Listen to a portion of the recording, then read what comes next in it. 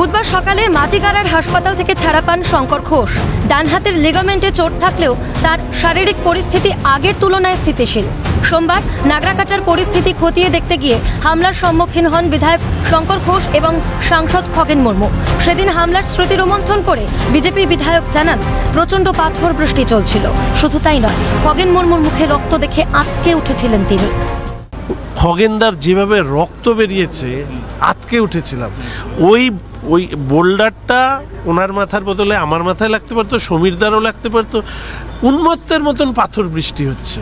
আমাদের অপরাধ কি ছিল? কোনো তো অপরাধ ছিল না, কারোর সাথে তো কোনো ধরনের কোনো সমস্যা নেই। রিলিফ সবাই দেবে, মানুষ বিপদে পড়লে সবাই এগিয়ে আসবে। শাসক শিবিরকে বিভিন্ন ইস্যুতে তোপ থেকে কটাক্ষ করেন শঙ্কর ঘোষ। সেই সঙ্গে বিজেপি বিধায়কের আরও সংযোজন, প্রশ্ন করার অধিকার আছে আমার, তাতে মৃত্যু এলেও পিছু পা হব না।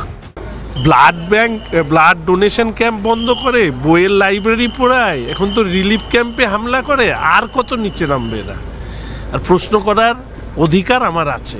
উত্তরবঙ্গের মানুষ মরবে আর কার্নিভালে মুখ্যমন্ত্রী নাচ করবে, এটা আমি বলবো। তাতে যদি আমাকে মেরে ফেলবে।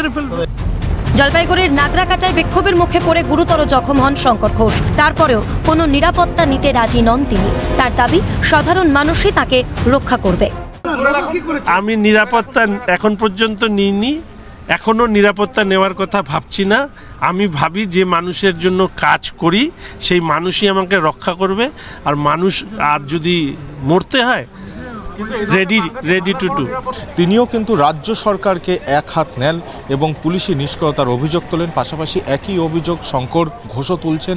তিনি স্পষ্টত জানান, একবার যখন বেঁচে ফিরতে পেরেছি তখন আবার লড়বো, বাড়িতে বসার ছেলে আমি নই।